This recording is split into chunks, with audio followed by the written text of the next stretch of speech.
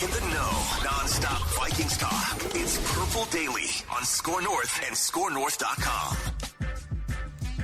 Oh, yeah. Football. Oh, yeah. It's time for some football. He is a 10-year NFL veteran. He once started in a Super Bowl. He loved it so much, his time with the Vikings, that he stayed in Minnesota. He is one of us. He is the Rhino himself, Alex Boone. Boys, Boone. how we feeling? Buddy. How you guys doing? You okay? Well, Are you okay?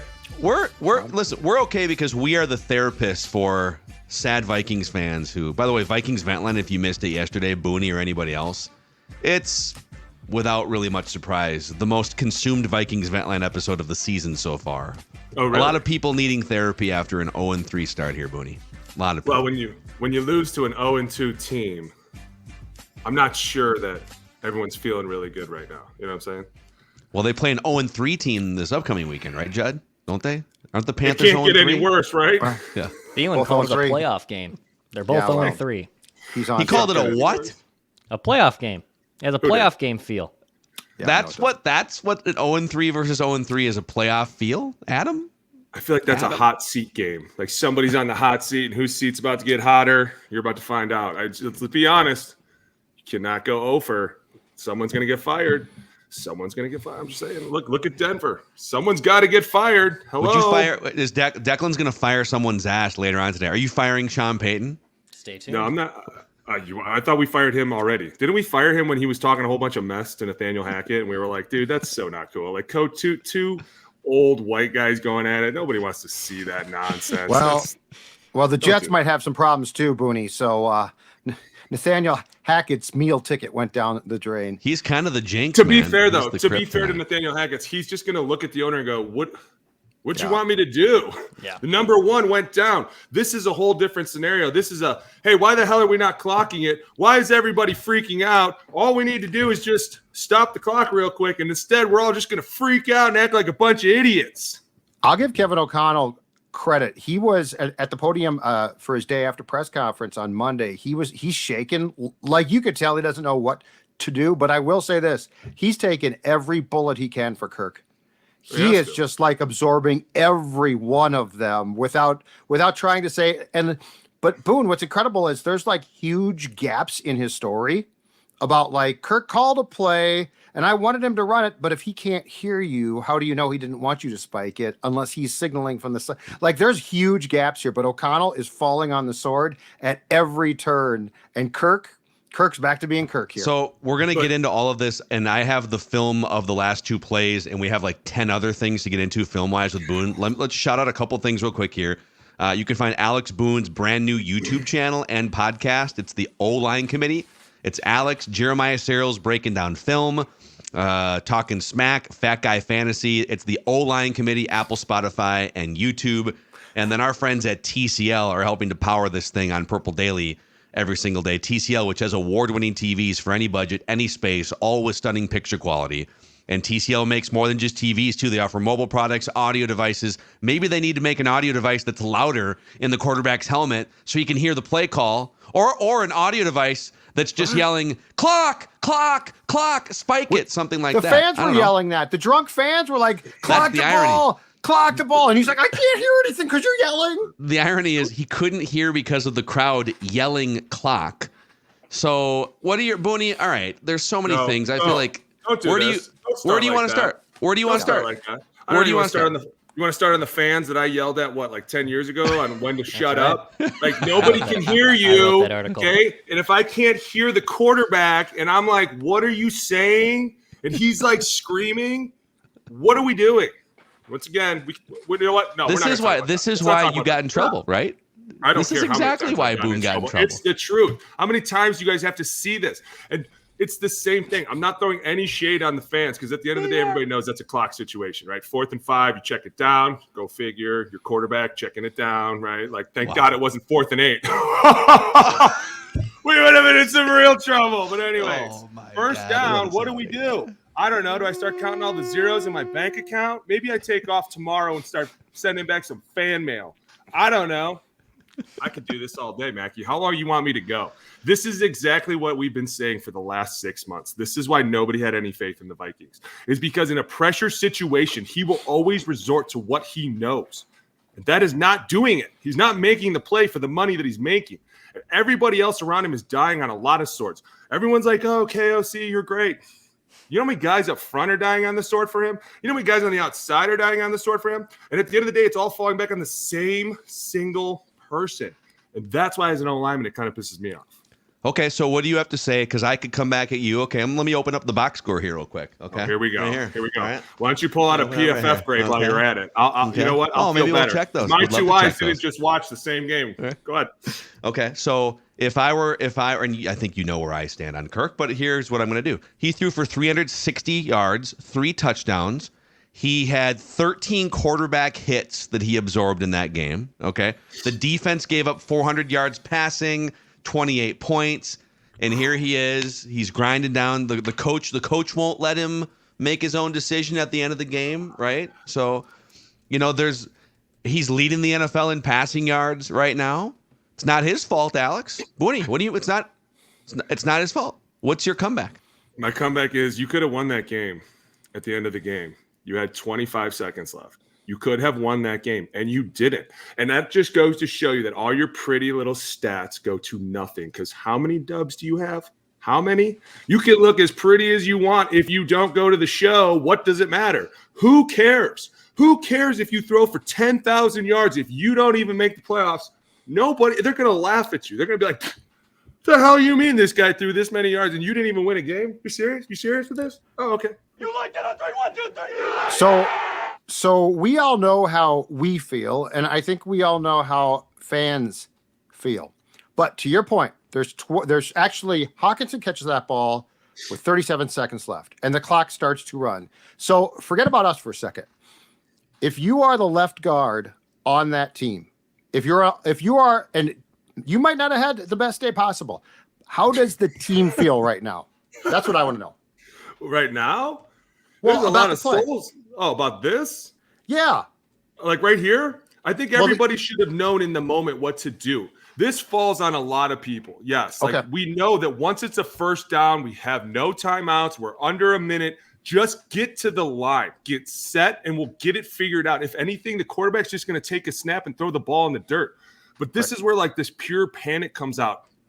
And I have to throw it on the leader of the team. That's his job. Hey, guys, stop. Settle down. Get set. Look, we're panicking. We're all panicking. Where do we go? Why doesn't this for the YouTube audience? Stop. Why doesn't he just say stop? Everybody, stop. Give me the ball. Like this, go. It's not hard. But and by the way, the film cuts this off here. They cut out like the chaotic 20 seconds, but you can kind of see they're nonchalantly for the YouTube audience. They're all kind of like there's no urgency here. Hawkinson, right? Everyone's walking. What are we doing? See Kirk coming in even later. Like watch this is Kirk the whole, here. And you can go back. There's one frame that shows you he's pushing somebody away, and everybody's standing there looking at him. Madison. When he should have just been like, "Give me the ball." Hey, clock. If only Brian Schlottman hears you, that's fine. As long as nobody else is moving. Dude, give me the ball. Quick. Right now. But instead, it's like this panic situation. And then we throw it once again to our check down. I mean, okay. Should Hawkinson catch this ball? You tell me. Hand in your face, ball away. I don't know. Dude's leaning on your back. Should he? Sure, you're a pro. Could you? Obviously not. Like, he knows the dire situation. He gets a nice little push off right there. I'm not against that. But that's by the way, that's short of the goal line. He catches that. That's a yard short of the goal line. The clock runs out.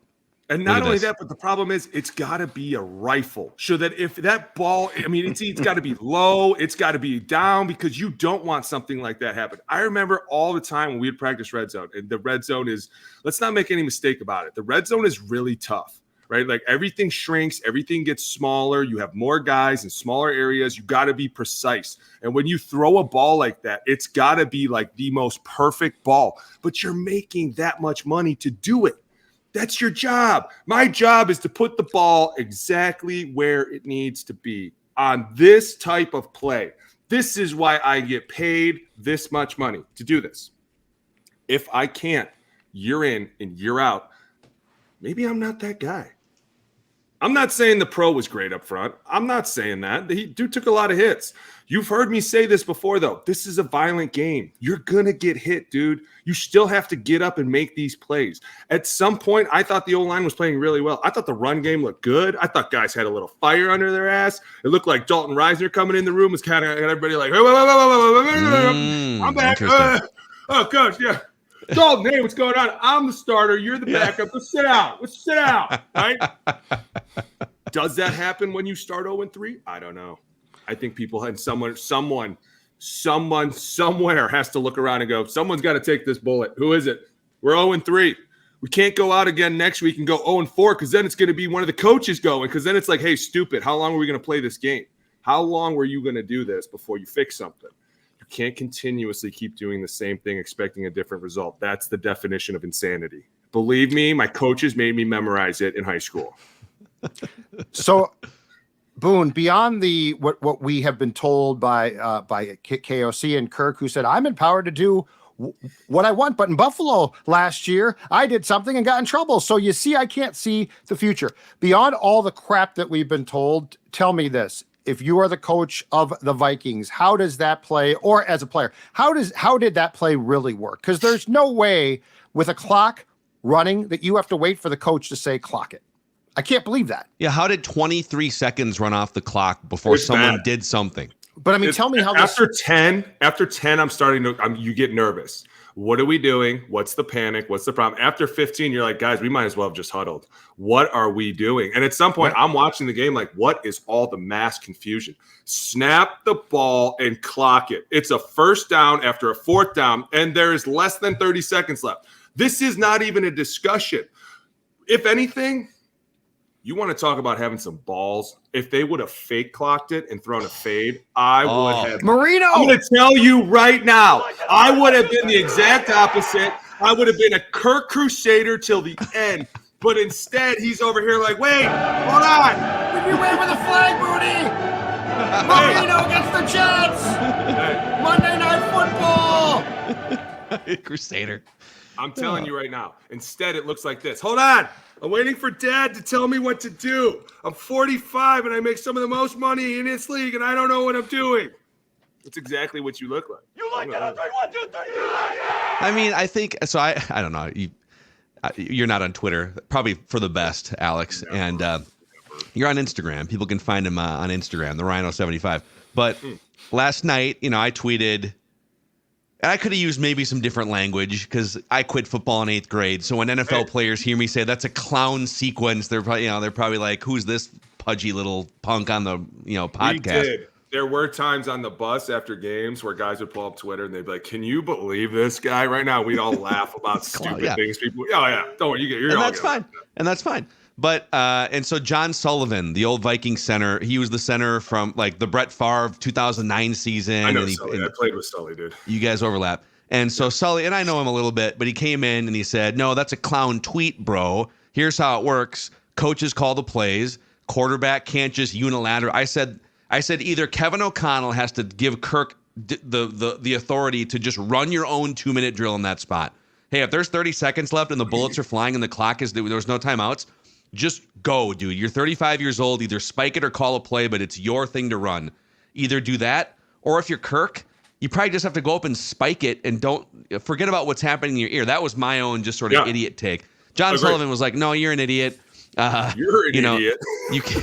You can't just like override what a coach wants you to do, this or that." So I came back and I said, "Well, John, let me ask you this. Would 2009 Brett Favre have let 23 seconds run off that clock?" No.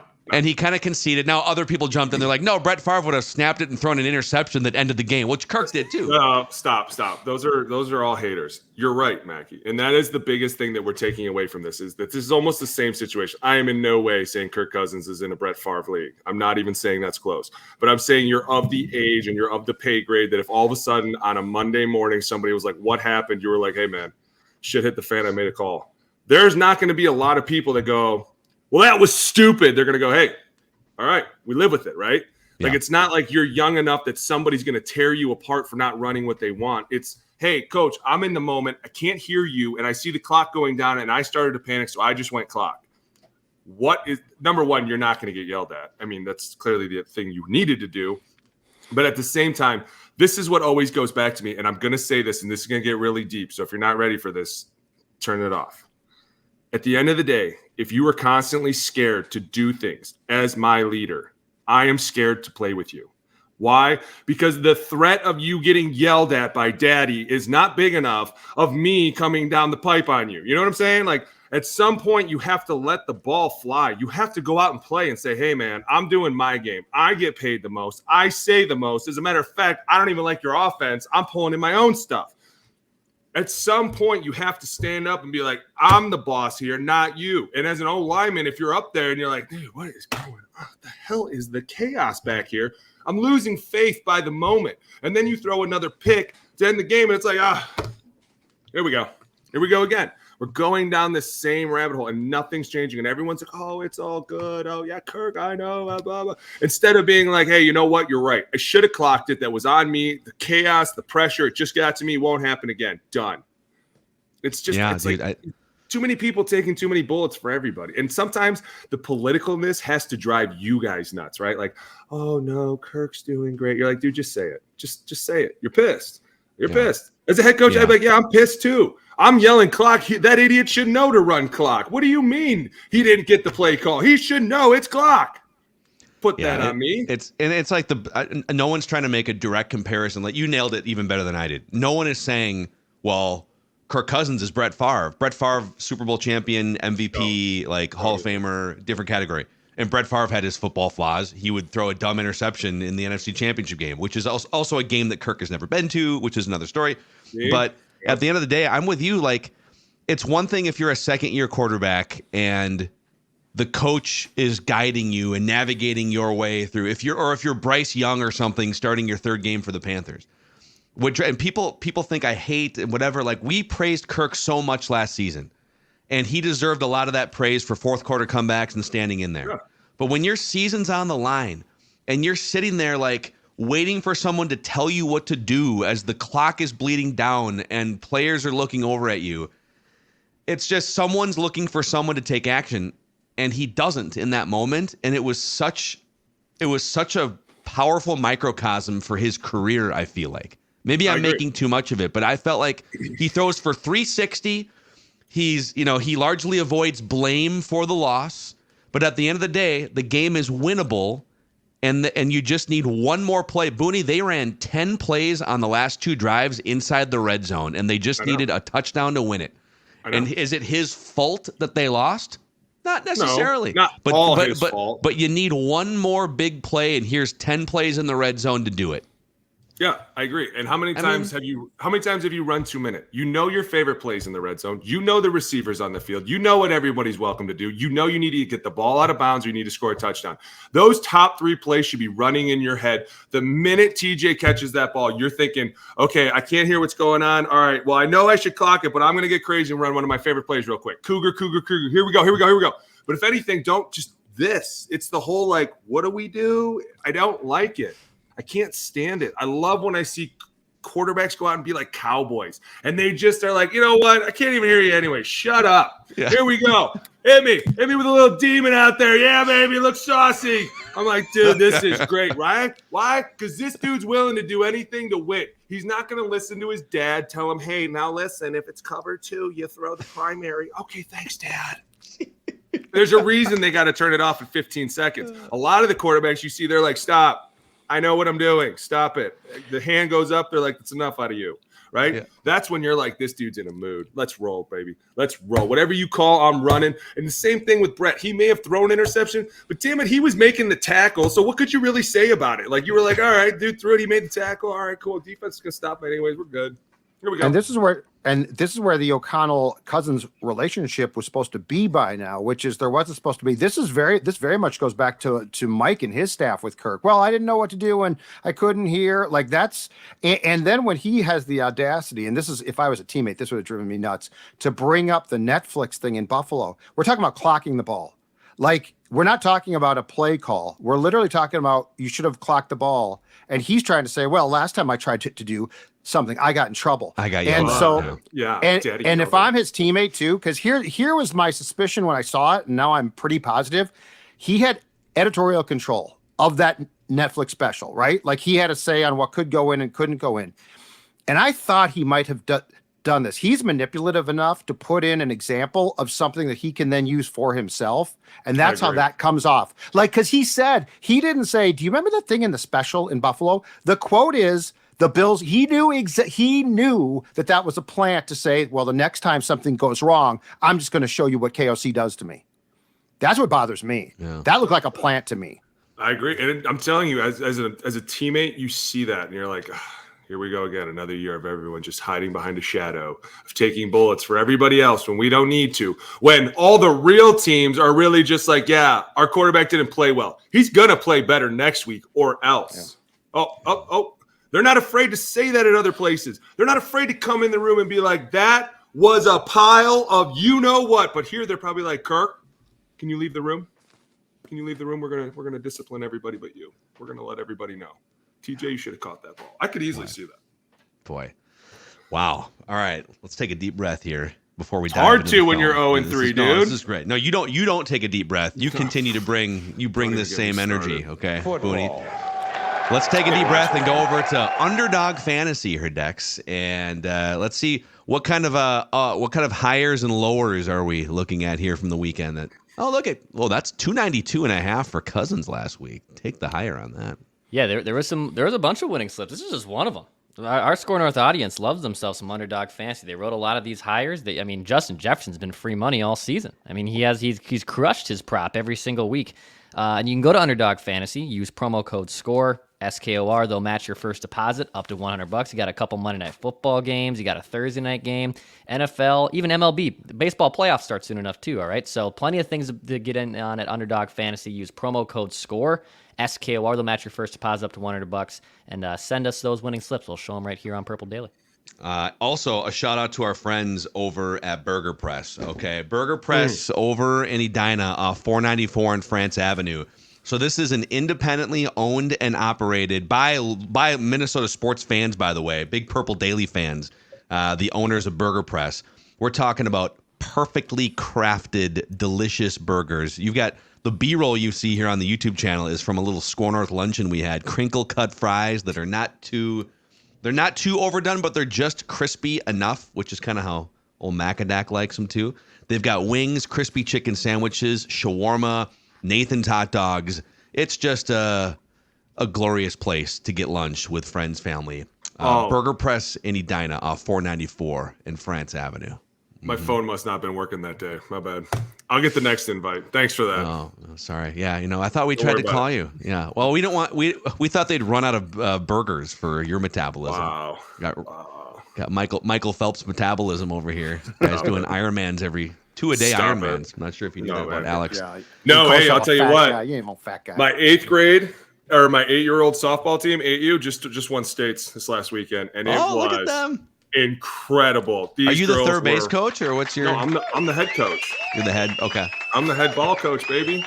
Girls were roping the ball, made some great plays, had a lot of fun. It was crazy. The music got a little out of control, and I think everyone looks at me walk-up songs, walk-up music.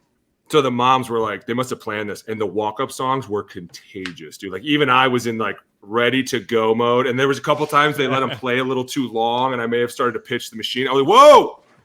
All right, try to take it down. Like, dude, it got really exciting. I cannot. Like, I don't know if we need walk-up music for 8-year-olds. I feel like that's time out, Maggie. Time out, Maggie. Stop it. Stop it right now. Old man. man. See how amazing this was, dude. That's such a hater. Such a hater. I'm just saying, I feel like they should have to earn it. Okay, Oh no, these girls. They said that there should have been a documentary made on the progression of the season that we made. It was phenomenal on Netflix, dude. Like with Kirk? Editorial control? Yeah, you could have seen me on my Tuesday taking the day off, doing nothing, just totally sitting there, getting my back. But hey, babe, did you see my stats? Look, that's right. We the bacon. Gloves are off. We lost narrowly, but I went 4 for 4. So, yeah. there was a Twins player who shall go unnamed one time when I covered that beat like 12 years ago, so you can probably narrow it down. And he was in the minor leagues the year before, and his team lost like 15-2. And he walked back in the clubhouse after the game was over after a 15-2 loss, and he goes, "Well, I went 2 for 3 with 2 doubles, so it ain't my fault." Like, looks around the room. Oh, I better know who that was. Can you take a guess? Danny Valencia. Moving on here on Purple Daily, Danny Daily Valencia. Vikings Entertainment. Hey, we may have played with a few guys like that. Didn't really care what was going on. I'm going to pop up some film here. So I think we did enough on the Kirk situation there that I want to go to the other side of the ball here, okay? And the Vikings, we're going to watch Vikings defense. So we do trenches breakdowns here with Alex. So if you're looking for the stuff on the edges and the skill position guys, this is not the right film review for you. So the Vikings with Brian Flores' defense blitzed 82% of dropbacks yesterday, of which there were 47 pass plays for the Chargers. The Chargers went 40 for Justin Herbert, 40 for 47 on completions yesterday for over 400 yards. And that doesn't count the wide receiver touchdown pass for 49 yards too. Yeah. So what we want to know from you is, why weren't these blitzes getting home and more effective? So we're going to run like 3 or 4 of these plays, and you tell us what you're seeing, okay? Yeah, for sure. Number one, offensive line up front. They're actually pretty good. Rashawn Slater, left tackle out of Northwestern, first-round pick. Corey Linsley, center, very, very well known. Trey Pipkins on the right side. Guards, I think one of them's Trey Jackson. But they're phenomenal up front, and they do a great job of getting after people. But a lot of what the Chargers did was just, what do we see? Throw the ball. Right, we're not going to deal with a lot of these pressures, and this is kind of the new system going on here, where they're going to start moving people around, get the defense thinking. Right at the same time, we're in gun. We're going to get a quick snap. We're going to hold the ball out here. Now everyone thinks it's run, but what is the quarterback looking at? Oh, he's looking to see what's going on the outside, and he's like, "Hey, I can win out here, right? I got a guy running here. Number one, you could technically hand this ball off and probably score, but 2, as soon as he does that sidearm, he knows that he's open." That's what he's looking at the entire time. And it's actually funny because we just put this into my 6th grade team. And it works. I'm not even kidding you. No, not even kidding you. We call this gun Trey Wright. Are they blitzing off the edge? Yeah. Of course they are. Dude, everyone, and this is how it works, is once you throw everybody down here and they think it's run like this, and now the linebackers can tell what's going on, but he has no way to make a play on this. And I think the problem was on the outside, there was a mad miscommunication. And I hate when the DBs look at each other when someone scores. They're like, "No, man, it wasn't me. It was you." I hate that, because it was you. Look, super easy. And when you're just pitching and catching and making it that simple, it's really hard to get after quarterbacks. And that was a lot of their game plan was, hey, listen, if it's open, just throw it. Let our playmakers make plays. But this is a hell of a sidearm, dude. This is like Doug How many Flutie quarterbacks style. take a sack on that? He doesn't move. Look at it. He does not move his feet after the pivot to the running back. How many quarterbacks right here? So you fake this handoff.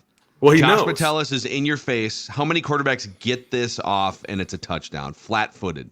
Not a lot. But he knows, if I get this ball off flat-footed and eat this sack, it's a tud. It's worth it, right? It is so worth it. And it's just, he is wide open out there. So Boone, with Eckler out, the Chargers couldn't run right. At least they didn't want to. But they didn't even try to. But do you agree with me that they had a run game and it was the pass game? I think the short passes, in fact, and Belichick has done this going back to the 2006 game here when the Vikings had a stout run defense and you couldn't run up the middle. But it felt to me like Herbert spent half of the day marvelously playing point guard, and that they actually just used the pass as a run to circumvent the blitzes. So, and Herbert's so good, it looked to me like he knew the blitzes were coming, purposely would wait them out because his delivery is so quick. Right. No, and not only I agree 100%. I think the short passing game was their run game. And they obviously kind of came into the game knowing we're not going to be able to run the ball that well. They only ran the ball 15 times, threw the ball 50 times. Like they go into the game knowing, hey, listen, this is what we're going to try and do. But a lot of the deception is if we do hand the ball off. This is a fun play too. You're in 11 personnel and you got 3 receivers to the right and you're in pistol formation. Like the odds are endless as to what's going on here. And the whole ability of Justin Herbert to just pump this ball over here and have everybody full slide to the left. It just collects everything. And at the same time, Keenan Allen's running across the middle of the field wide open. Like, that's another issue you have to worry about. How many what did the Vikings send here? How many did they send here? What do we got? So they're showing 1, 2, 3, 4, 5, 6. It looked like 6. Go ahead, play. Okay. So anyone bailing here? Everybody's coming. 1, 2, 3, 4, 5, 6. They're sending 6 on this play. Little twist. Now watch them get away though. God, look at it there. off From balance. Harrison Phillips. And that throw right there, off balance, Mackie, you just said it. You know how hard that throw is to just throw across your body, a dart. Incredible. But that's a lot of that is confidence. And they've been like this for a while. And I think they're one of the one teams that when you play them, you say, hey, they don't have a run game. But when Austin Eckler's there, they could have a run game. And if he's playing, this game would have been way different because he is another liability that you have to account for at all times because they'll just swing him the ball and he is everywhere. All right, let's take a look at another one here too. So this looks like 11 personnel again here, I think, right? Yeah, we're in 11. Got to look at that true even. Oh, here we go. Middle dog cross. Boom, boom. Hey, go back real quick. Mackie, this is the one that bounced off of Caleb Evans' hands and head. This is a fortunate touchdown for the Chargers. This is just one of the unlucky things that keeps happening to the Vikings this year. But what, Mackie, who's going to get yelled at here if we're on OLC? The running back, for sure. Watch it. Middle dog cross. What's he do? Oh, he cuts. Don't cut. Because look, you almost take out your left tackle. Never cut if you're a running back, kids. Never. Okay. But hey, we talked about this O-line before. They're very good. They've played a lot of games together. They know what they're doing. When you can just sit back there and pipe this ball out there real quick, and all of a sudden it's a touchdown, like who's really beating who, right? Like no one's really even having to do anything. Well, this is another one, Booney, where the and Judd and Dex too. Like the Vikings send 6 on this play. They send 6 on this play. They're sending 2 extra rushers. And yeah, I think on O-line committee, you would definitely be lighting up the running back for a desperate cut here. But they do enough. The offensive line and Herbert do enough to. Now he underthrows this, and it should have been an interception by a Caleb Evans. So you could actually make a case that the pressure maybe put him in a bad position footwork wise, and he should have thrown an interception here. So you could kind of look at this play one of 2 ways. Is that going to be a PFF ranking? Is there a ranking on what could have been but wasn't ever? Or should have been? Exactly. No one cares. You know what? This play was unfortunate, but don't forget the play before this, I think, was 3rd and 17, and that was not unfortunate. It was a breakdown. Keenan Allen, I think, caught an 18-yard pass to set this play up. So like, but these are like where you don't make your own fortune. Right here. Yes, I have them out of order. This is the play before it, right here. And watch this throw. Look at this defense too, though. Do you see something different about it? Like it looks a lot harder to kind of figure out, right? There's no defensive lineman on the field here. You have there's one 9-9, but you already know who's blocking. But he's an edge. I mean, like interior, like a Harrison lineman. Phillips. Yeah, but there shouldn't be on 3rd and 17. I wouldn't expect them to run the ball. They haven't ran it all day, so this is This is what you want to see. But this right here causes more deception. This right here causes more problems. If you throw a funky 4-2 at me, I'm just gonna laugh you off the rest of the day, dude. Go away. When you throw 8 up, 7 up, all of a sudden everyone's got to start accounting for people. And we've talked about this on O-line committee. Now that these guys can change their numbers, it becomes really hard to figure out who's safeties, who's linebackers, who's the bigs, who's not. This is where this stuff starts to become fun. But you need to see more of it and less dropping. Bring more pressure. Put quarterbacks in the heat. Don't make it easy. This is easy. Look, he doesn't even really have to roll anywhere. He's just like, you know what? I'm going to go over here. They drop everyone here, by the way. This was one of the rare times they didn't send an extra rusher. So they showed the 7, but only 4 wound up coming. But even like Booney, right? The deception of even if they only send 4 here, which 4 are coming, right? That's part of the exactly. And not only that, but are we labeled correctly? Do we have everybody labeled the way they want to be? Because see, if you pause. See how there's a 91 in here? See, normally you would think the guys outside the guards, 58 and 44, would be the tackles. But now they've moved a tackle in and switched him with a linebacker, right? And you have to see this the minute you come up there because you got to let the center know, hey, this is a big. I'm going to be here. And now all of a sudden the declaration changes everywhere. See? Look, he's sitting down on him. He's not an idiot. You didn't fool me. But this is what it's becoming. Like all of a sudden, see Corey Linsley, he's like, oh boy, wait a minute, we're going back. And all of a sudden the left guard's like, wait a minute, the guy I'm setting is not going where we're going. See, this causes problems. We want to see more of this. I love this stuff because it makes me think who's thinking, who's not thinking. And at the same time, go back. You're in a complete empty set. How could anybody not squeeze that as a left guard? Go back. Oh, we may have found our problem. Here we go. So we're watching left guard. We're watching 7-7. You're on the spotlight, my dude. Check it out. We're in total empty, right? There is nobody to save us back here. So we should be going to the right. We're sliding.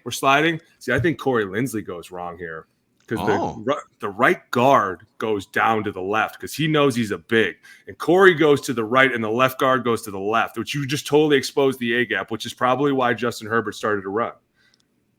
See? Can I just say for a second, Justin Herbert – so he so it seemed like it was a little muddy, and it seemed like Justin Herbert decided there's a lot going on here up front. I'm just going to move to the left regardless of what's happening and make this throw. He winds up completing a 3rd and 17 pass, fading to his left, not setting his feet, and throws the ball, I think, across the right hash mark here. Maybe not quite that far. Did he get this to the right hash mark? I don't think it went all past the right hash mark. Oh, yeah. Yeah. That's an insane play by a quarterback. And Hicks is trying to get back, but he can't. And it's not, I mean, yeah, it's a nuts throw. It's a great play. Man, just so I don't know. We just wanted to show you a few plays to see, all right, why But now you see why that deception. Now they almost did though. You see that play right there. Justin Herbert rolls out because he sees 55 running up the A gap, and he's like, "Oh, who's blocking this dude?" Now he doesn't panic, right? He doesn't freak out. You see how he sees the purple jersey coming, and he's like, "You know what? You're right. I'm going to get away from this. These two are figuring it out. I'm going to go over here, a little scramble drill, see what happens." But at the same time, those plays over time add up. And when you can continuously keep messing with the offensive line and messing with the quarterback, not that it really worked right here, but if you can keep doing this and harassing him, it can mostly end with a win. So so there's some things here that are maybe positives for Vikings defense. You're 0-3. There's nothing positive. Let's be honest. Okay, that's fine. Defensively, Booney, is this a Flores issue, or is this just a personnel you don't have enough talent, and so they have to sell out at times to try and put pressure, but they don't have enough quality players up front, especially aside from because Davenport still has not played. Right. And so DJ Wanham's a backup. He's not a guy that you want to play a lot. Pat Jones, I thought was going to be good. I don't think he's great either. So is this a Flores problem with the schematics, or is this just a personnel he's trying to make up for what he doesn't have? It's kind of, I mean, don't both those run together a little bit? I mean, it's kind of like, it's just a defensive issue. It's the scheme and it's the players. At the same time, 55, if you're running right down the pipe by yourself, you should get home. You should just barrel through some dudes. Like, you just got to make plays. And at the same time, Danielle Hunter can't be the only one making plays. Everybody else has to show up. While everybody's focusing on Danielle, everyone else should be just taking what is theirs. But instead, you're not seeing that. And when you can throw for 405 yards and 40% complete, 80% completion. Like, no one's really getting home. You have to affect a quarterback if you want to affect the game. You go after one guy this entire game, you could ruin the entire game. But if you don't get home to him and you just let him sit back there and dink and dunk, and then all of a sudden on the double pass, everyone's biting because they're like, "Oh, this must be it." And all of a sudden, here we go, scot-free. It's just the whole "we lulled you to sleep" thing. And it's exactly what you said. Our run game is our short pass game. It's a 3-step game. It's fun to do. We spread you out. We see what you want to do. We just dink and dunk for a little bit, and then we take big chunks later. I got one more play. We have to go over this play, and then Dex is going to fire someone's ass. We have to go over this play here. So one of the biggest plays of the game, this was a 49-yard touchdown pass, not by Justin Herbert. Instead, it was a wide receiver here throwing Keenan Allen, right? Keenan Allen connecting with Mike Williams on this play. So I'll run this full speed, then we can go back and look. I don't know if they've put anything like this on film before. 18 receptions. Look at that. Everyone bites. Everybody bites on your throat, too. I still go. Dude, Mike Williams just torn ACL perfectly. It's exactly the flow of the game, right? A short pass, dink it out there, let him make a play. Everyone's hustling in to make the play, and all of a sudden nobody sees Palmer running by him. It's one of those things where this becomes a little bit of a chess match. And if you're a defense, you you've been sucked up all day, right? These short throws have sucked you up, and now the entire fleet both of them are wide open. You could throw it any which way on that. Yeah. My bad. He threw it to Mike Williams. I thought it was Palmer. Yeah, he could have gone anywhere here. I mean, so as an offensive lineman, Are you kidding me? I'm going crazy. How many times in your career with the Niners, with the Vikings, did you hit a big weird trick play like this? Oh, dude, we hit one. How much did they practice this, do you think?